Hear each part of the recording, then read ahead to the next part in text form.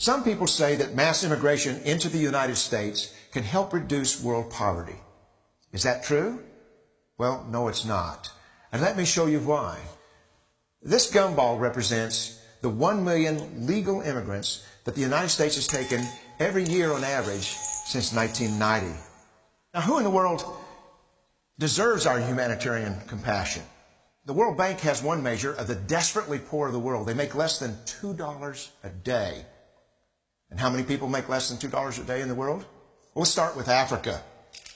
In Africa alone, there are 650 million people who make less than $2 a day. 650 million. And in India, another 890 million people, desperately poor.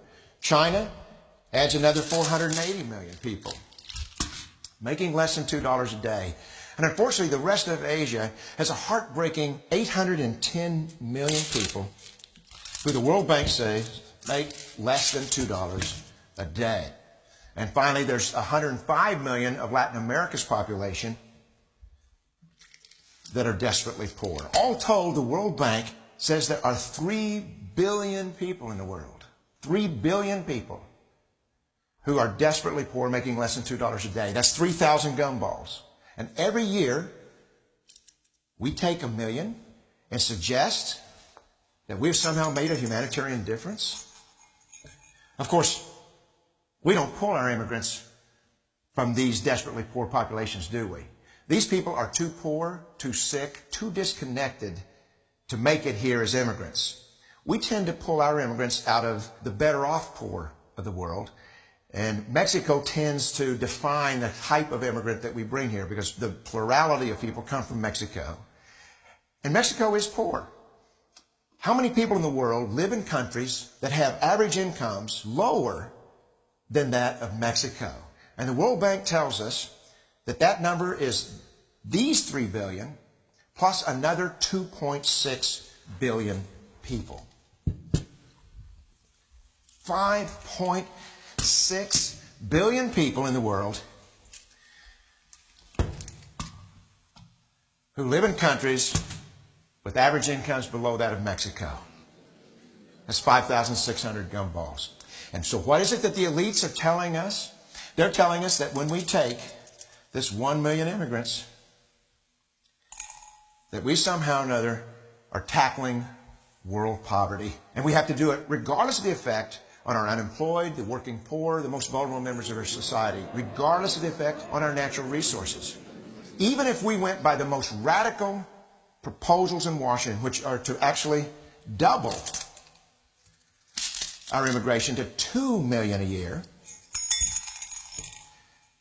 which would totally overwhelm our physical, natural, and social infrastructures, we couldn't make a noticeable difference. And we may be really hurting the impoverished people of the world because the million that we do take are among the most energetic, often the better educated, certainly the most dissatisfied people that if they did not immigrate would be the agents for change to improve the lot of all the people in these countries.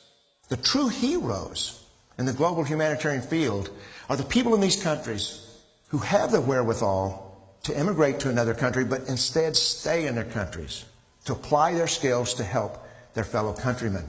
Unfortunately, our immigration system tends to entice these very type of people to abandon their countrymen. The impossibility of making even a dent is actually worse than it looks here. Because last year, when we took 1 million immigrants, these countries added, births over deaths, 80 million more people into the impoverished population. And this year, Congress is bringing in 1 million legal immigrants. And this year, according to the United Nations, these countries are expected to add another 80 million people.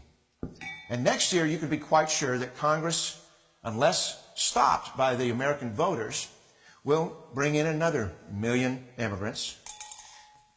And these countries, unfortunately, will be adding another 80 million people. into these impoverished nations. We could take 5 million a year, but we'd never get ahead of what's happening in these countries. Not in this century. Don't you see? Immigration can never be an effective or significant way to deal with the suffering people of the world. They have to be helped where they live. 99.9% of them will never be able to immigrate to a rich country. There's no hope for that. They have to bloom where they're planted. The only place that 99.9% of these people can be helped is where they live. Let's help them there.